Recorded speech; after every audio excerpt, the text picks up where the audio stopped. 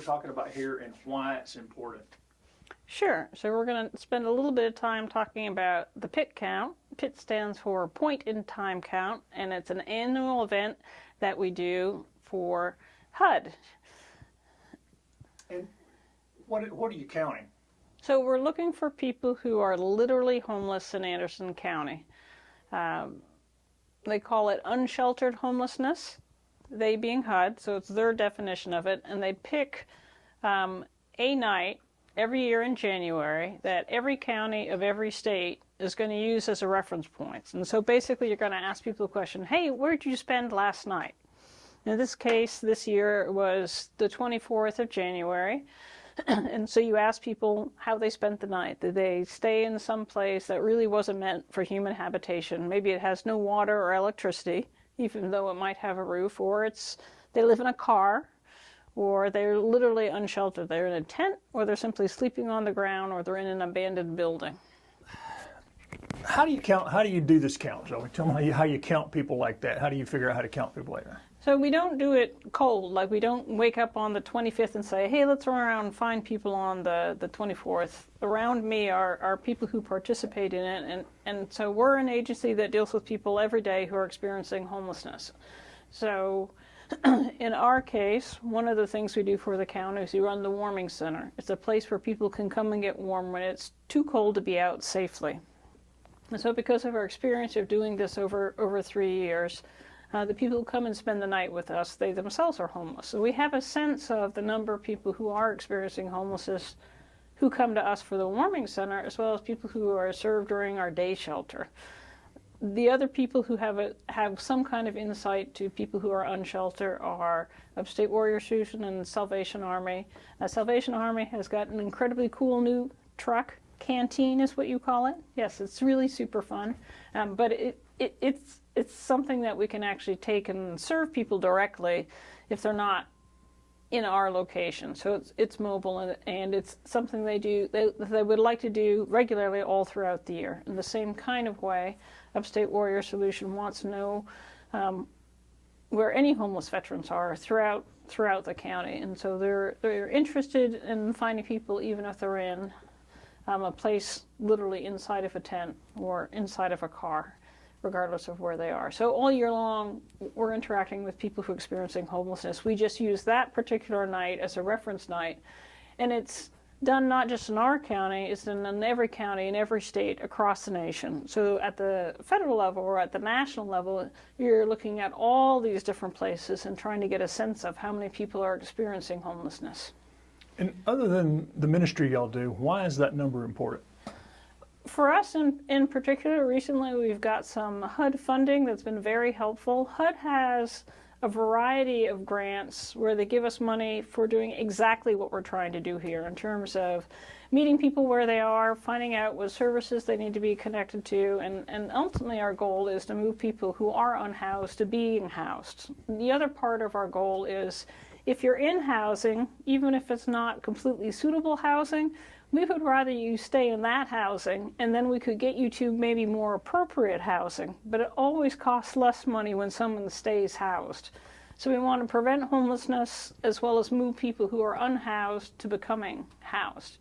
So this number or this process informs the federal government of whether the number has gotten smaller or larger than last year. And it tells them how much money they should put in the budget, which in turn feeds the grant, which comes here locally. Good. So you're paying money to the federal government in Washington, D.C., and we're just trying to get your money back and being used here locally. That's what we thought we would do for you. So it's a critical piece of the funding for what you do to get this number correct. Yes, absolutely, absolutely. The more we articulate about the number of people experiencing homelessness, the more likely it is for us to be able to articulate in a grant write-up that we need funds for this, and it puts more pennies in the bank for us. And right now it's a tentative count based on the way it's defined, but surveys are a count, right? This is called a survey. How many surveys did y'all get that indicate how many people might be homeless out there? Sure. So it is a survey. Really, it's a conversation, and because we do interact with people all year long, everybody sitting in this room talks to people experiencing homelessness all year long. It's really a continuation of a conversation we've already had. So you want to describe the person uniquely, and you want to understand where did you spend last night. So we spent a little bit of time planning how we're going to do it this year, and it helped us get ahead of the survey instrument itself. So we did the demographic information ahead of time, so we could just ask people much more simply, where did you spend last night, and record that information. And then there's a few questions that you asked about, perhaps relating to the cause of their homelessness. So this year, because we did the initial stuff up front, the survey part was easier, and we did about double what we did last year. And between all of our all the places that we surveyed and all of our different agencies' participation, we did over 300 surveys this year. In comparison, last year we had less than 150. And what number do we come up with for how many people are homeless? So if you're asking how many people are homeless in Anderson County, that's going to be a different number. Is that what you're getting at? Yeah. Yeah. All right. So last year, we're confident that there were 5,400 people who were homeless in Anderson County in a year. That doesn't mean everybody was homeless for a year, and not everybody was homeless at the same time. But those are the number of people that we needed to serve who experienced homelessness. And so the number this survey finds is people who are right now homeless, right? It's who you encounter. So it's really just a snapshot in time. From the national perspective, they ask lots of people this question, so they get a really big number across the nation. In our county, it's a relatively small number because we have a limited number of people who can perform the survey, and we're only doing it at a few points. We're not going to capture everybody just on one night through this mechanism.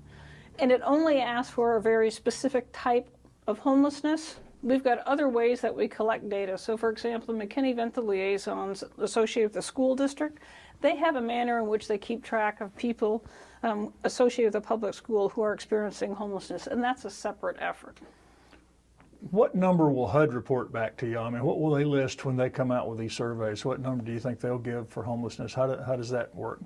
So they'll simply say the PIT count for Anderson County is a number, and it'll be something like 300. It might be a little bit more, it might be a little bit less. They have a very formal process that they do that in terms of maintaining data quality. And again, they're doing it in every county and every state across the nation, and so they want consistency across them. And so they're going to adjust it to make sure all of those data points say the same type of thing. And so then they have a formula that gives them an idea how much on an annual basis based on that single number. Right. Okay. And at the national level, it's a really good number because it's based on so many different locations. From our local perspective, we will tell you things like, boy, this is a big agricultural county. It's rural. We don't have big groups of people experiencing homelessness. You might find a place where you've got one or two people together, but to actually try to survey everybody, you'd have to go from place to place to place to place across this very large county. When these counts come out, people come out with all sorts of theories and wild speculation about where these people are coming from. The people in the survey are people who live in Anderson County already, right? Yes, these are people from Anderson. Many of the people that we talked to, both at the mission and the other agencies that are represented here, they have been in poverty most of their life. They have managed to get by. Some days and weeks and months are more difficult than others, but they've reached a circumstance with the kinds of things that they do to make ends meet don't. We are surrounded in walking distance from both where the Salvation Army is as well as where Hope Missions are. There are 11 communities of people who live in concentrated poverty, which just means there are a lot of people in poverty all at once. So in walking distance of this particular location, you've got people who are struggling to make ends meet, if not every single day, every single month. And a number of things have shifted slightly in the economic landscape for them. For example, housing costs have gone up, but the minimum wage has stayed exactly the same in South Carolina. So they might have one or two jobs, but it doesn't pay for as much housing as it used to. And so if one of their two jobs doesn't give them as many hours as they're used to, and they can't find some other way to close the gap, they may find themselves homeless for a short time. They might stay with a friend, they might sleep in their car, but they are increasingly finding it harder to get back into housing. Okay, I'm going to come back to you and talk about housing in a minute and talk about y'all's housing navigation and stuff and services. But let's talk about partnerships. These numbers are equally important to the other partners y'all work with here in Anderson to help those who have needs, right? That's absolutely the case. That's absolutely the case. There's no case where we're working with an individual or a family where one single agency does it by themselves. We partner all the time to come up with a comprehensive way we're going to support a particular situation that individuals or families find themselves in. And so these numbers help us to paint the picture of what's going on in our community as each individual agency is talking to people who support them, but also just to give the public a better idea of what we're confronted with and what we're trying to overcome. So we have partnerships, not just in the people who go and perform the surveys, but also the locations where we're allowed to do the surveys. Any number of places that you can think of that I know you've been to: South Main Chapel and Mercy Center, for example, Gospel Tabernacle of Faith, Bema in Belton, places that are food pantries, places that let people have a meal. We call it, in our resource guide, we call it "If You Need a Meal." So it might be someone who doesn't have access to kitchen facilities, but they can still go gather someplace to eat. So we try to pick places where we know there's kind of a constant throughput of people seeking those services. We're up in one place in Homeland Park, for example, for just that reason, to make sure we can get access to people who may only go to one location but don't go anywhere else.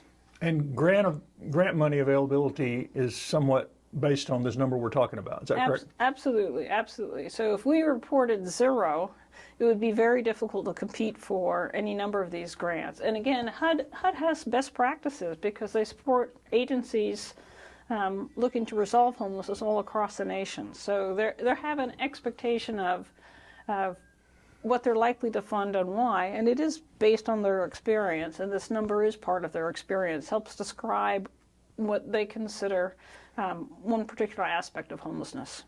The Salvation Army used to be charged with doing all this work now, and you're saying now Hope Missions is doing more of the actual surveys. Is that correct? That's right. The Salvation Army has not been HUD funded for, to my knowledge, for decades. I don't know when the last time that we received a regular ESG grant from HUD. So the work that the Army had been doing had been just being a good steward of some resources and assisting the continuum of care. Now that Hope Missions is the lead agency as far as data collection here in Anderson County, it's great because they've organized the effort a whole lot better.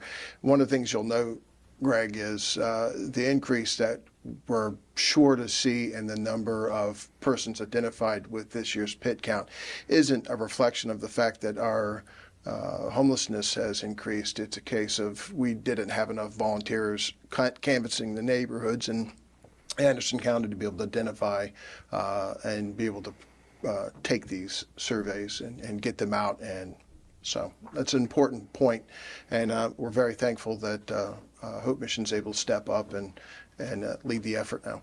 And I know it's just anecdotally, but y'all have the only emergency shelter. What are you seeing in terms of demand this past year? Last year, when our program and fiscal years run from October to September, and last year we saw an increase in number of people. Previous year, I think we had 450 or so unique individuals come in and receive shelter. In 2023, it was 469. So we saw an increase, and we saw an increase in our nights lodging. We provided over 15,000 nights lodging last year. As I've shared in other venues and with and also our peer agencies such as Hope Missions and all the United Way agencies, we are expecting an uptick in persons becoming homeless due to a number of factors, some of which Zoe touched on. Our aging demographic is going to be really cost constrained with their rental and their mortgages, and and with their fixed incomes, they just simply can't keep up with the price increases, and so we're going to see more of them become homeless. But just as the population in Anderson County increases, homelessness will increase just as a normal factor. How else will this coming up with a hard number from this count impact what you guys do on a day-to-day basis? Well, as Zoe pointed out, probably the key thing is it is a key criteria. It's a metric that HUD in particular likes to use when they're evaluating various communities and for allocation of funding. So it will play a big part in Anderson County being able to receive particularly HUD funding, ESG and CBDG. I know there's a bunch of acronyms, but basically anything that Department of Housing and Urban Development can throw at a community, one of the criteria that they look at is the point in time count. But it's also useful because it's just something that we can say on a given night, and this year it was January 24th, we identified within our community people who were homeless. But that's just one night. As I was sharing, the Salvation Army last year served 469 people, and Hope Missions, conversations I've had with them, they've served over 1,200 unique individuals that were either cost constrained and needed some form of cold weather shelter, or were in fact literally homeless. And so I think just talking with the various agencies and asking them about their unduplicated counts gives us a strong idea of the effect of poverty in Anderson County, whether it's on people becoming homeless or just being cost constrained in a number of living needs such as food and clothing and housing. Is this whole effort a pretty good representation of the cooperative effort of all the charitable organizations? You guys seem to work together a lot. Is this a good analogy, a good picture of how a lot of y'all are working together? Yeah, it's a pretty intense week of surveying and canvassing the county. And most of, I'd say all of the agencies are pitching in because the data, even if they're not HUD funded like the Salvation Army, we still benefit from the awareness that it helps provide. And Salvation Army and Hope Missions work hand in hand. We work hand in hand throughout the year on a number of service delivery type of items. But in this case, our staff and volunteers partnered with Hope Mission staff and volunteers, as well as other agencies, Upstate Warrior Solution and the Fatherhood Coalition. Basically, if they are a HUD-funded agency and they're part of the continuum of care, participation is kind of mandatory. And so, but even if it wasn't mandatory, I shared with yesterday at the United Way meeting that the network of peer social services agency and the degree of cooperation and coordination is, with 21 going on 22 years of officership, this is the best I've experienced in that time, the social services community. And that's, we can give a good shout out to our local United Way, who does a fantastic job of helping to bring us together and work together.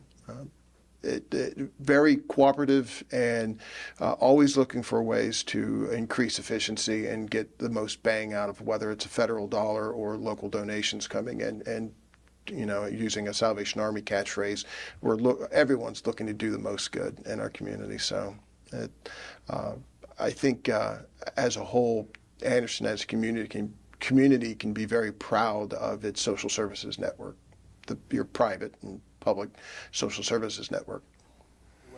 All right, so my name is Josh Colburn. I'm the Anderson Warrior Advocate with Upstate Warrior Solution. And why did y'all get involved in this?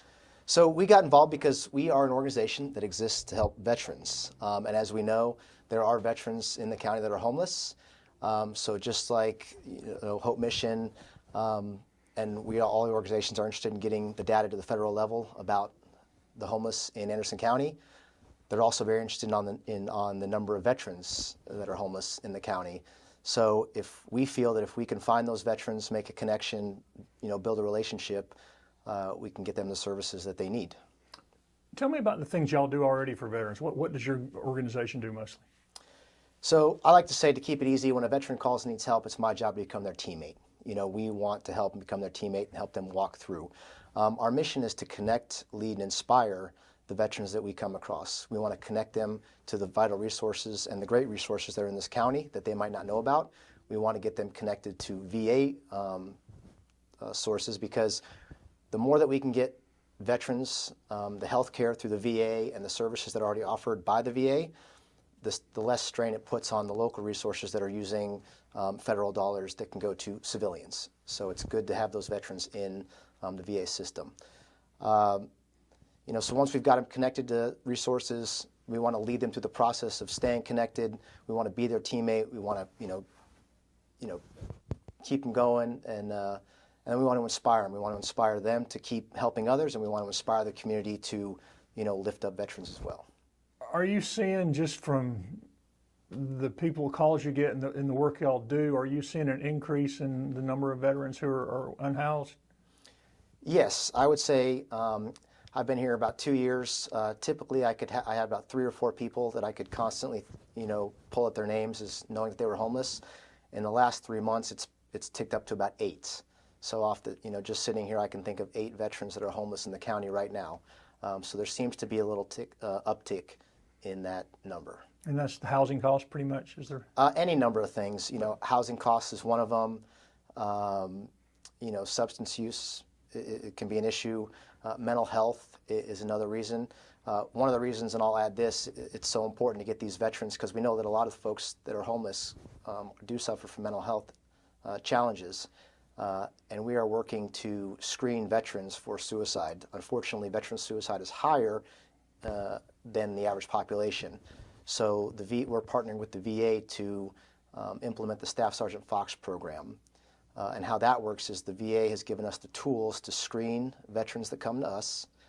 And if they meet the threshold for risk of suicide, they will then be entered into the Staff Sergeant Fox program, which opens up resources to tackle whatever may be causing those suicidal thoughts.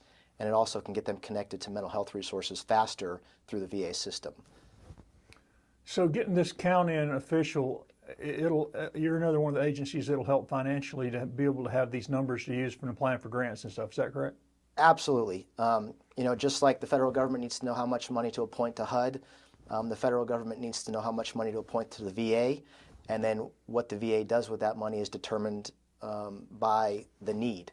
And so if we can establish that there's a need in Anderson County for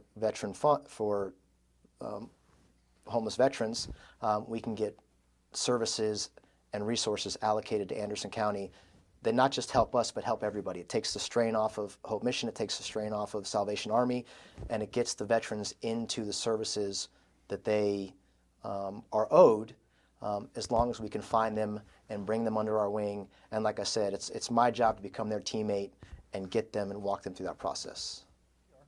I'm Stephanie Elder, the Service Navigator for Hope Missions. And explain what a service navigator does here. What do you do here? Okay, so what I actually do is find out what the need is for our guests. When they come in, a lot of times they may need SNAP benefits, which is the supplemental nutrition benefits. Some people know it as food stamps. I basically help them get those benefits in place. A lot of times I have to help them with the interview, as well as pick up an expedited card for them. I also help with the Department of Health and Human Services. That's the Medicaid area. Right now, we're in a position where Medicaid is not offered to most of our guests. However, because one of our partners, which is the free clinic, is available, they still have to apply for Medicaid and show that they're not eligible. With SSI, Social Security Disability, especially because some of our guests have reached that threshold of 62 to 65 years of age, I'm able to help them get that paperwork started to see if they're eligible for any type of disability payment or Social Security supplemental income. And how does that play when we start talking about the homeless? Do you help facilitate some of that and work with the housing navigator? How does that work? So first steps are to try to meet those emergency needs, that immediate need, which is usually the food getting them the EBT card so they'll have access to food. Most of the grocery stores now, even though they may not have a place to actually prepare their meals, they will be able to go to the deli and get things that that's already prepared. So that takes care of the food insecurities. After we look at that, then we start looking at what can we do to help you as far as income is concerned. A lot of times I have to get them connected with mental health as well as voc rehab. Most of the time they don't have a history, and because they're not eligible for Medicaid and they don't have any income, that creates a barrier for them. So with me being able to connect them with mental health, the free clinic, now we're also working with New Horizons. I'm able to start implementing some type of medical history to determine their eligibility for disability. And that plays into their eligibility for housing and opportunities? Exactly. In order for them to be able to be housed, we have to make sure that there's income available for them. We are fortunate that we do have some areas that it does not require any income. However, there is such an unbelievable waiting list. It's usually better while we're tackling that side and putting them on the waiting list, we are still able to try to help them find income. And we do have some guests that we just need to help them find gainful employment. Some of our guests have had challenges with being incarcerated. And of course, a lot of times that's a barrier with them getting hired somewhere. So I try to put them in the right direction as far as where they may be able to find jobs that are not so critical of their past. And how do you work with a housing navigator? How does that work? Basically, once I have come in contact with someone and they seem to have checked off most of the boxes, I would say, at that point I will refer them to Graham. Remind people what New Horizons is. So New Horizons is a federally qualified health center, and they basically charge according to your income on a sliding scale. We're fortunate that they have a van that actually will come out. It's a mobile unit, basically. Doctor is on the mobile unit, a nurse is on the mobile unit, and they also have 2 people that come out and do the assessments. So once a month, they come to Hope Missions, and we have been fortunate enough to kind of catch some somewhat serious illnesses that would probably have gone undetected until it was a dire need. So that's happened like within the last couple of months. We've had some people that were really in serious trouble, but they didn't know it. Prescriptions, access to prescription medications is one of the things that we do in this. Yes, usually they will prescribe whatever's needed at no cost to our guests, and they will actually deliver it right after the van has been here. Oh. They also offer medical respite, so that's another program that would be good. Yes, we actually have one person that was hospitalized. The van came out and he was one of the ones that was supposed to be seen. Unfortunately, they couldn't see him, so they called an ambulance for him, and he went into the hospital. And as a result of that, he is actually in respite care now. It's a big difference from him being discharged from the hospital and being on the streets. Thanks. Okay. Tell everybody who you are. I'm Graham Moon. I'm the housing navigator for Hope Missions. Explain what a housing navigator is and what you do. So this position was born out of a partnership with another agency to help with the eviction, with the homelessness increase coming out of the pandemic. So we found so many people were being displaced, whether it's due to lack of jobs, job ending during the pandemic, or just the increase of rent and the housing crisis that was coming out of the pandemic. And people had nowhere to go. We had people who had been stably housed for 20, 30 years, and now they're coming on an unexpected circumstance and finding themselves displaced. They didn't know where to turn, what help is available. I don't even know how to fill out an application anymore. What's the next step? And so that's what this position was here to help. That was my goal, is to dive in and try to help people wherever that need is. And this is part of a cooperative effort with multi-agencies, right, what you're doing? Absolutely. I could not do anything by myself. When it comes to housing someone, there's a lot that goes into it. I have to find the correct house that is suitable for their needs, for their family size, within their budget. And so sometimes they might not have the disposable income at the moment to even apply for that house. So having partner agencies with property management companies, they allow me to kind of get around some of their red tape and try to actually help our family that's in need. And then when it comes to moving them in, they have to turn on water, electricity, and so having other agencies being able to help pay for that in their place, it allows them to have access to water when they move in. It's not great to have a house with no power and can't flush the toilet. So I can't do anything without my partner agencies. And how many people have y'all helped find some sort of housing in the past year? So last year that we know of, we have names and addresses for, we have housed over 145 people. And that's just the people that we know of. Another part of my this housing navigator position is to assist people wherever they are in their step in getting housing, transitioning to housing from one house to another. So there could be many other more housed people that we don't know of. Most of the time they don't come in and check in with us after they're housed. So we know of 145 that we have put into housing. And how is this homeless count, how does it impact what you do? The biggest thing is it shows the need for our displaced people, for our unhoused population. And it shows that the need is growing. And it allows us to look into the reasoning why that need is growing and what access to sustainable housing is there in our county. And we see the rate is going up drastically, the housing is not. The prices are, income is not. We have to find some kind of way to mediate that problem.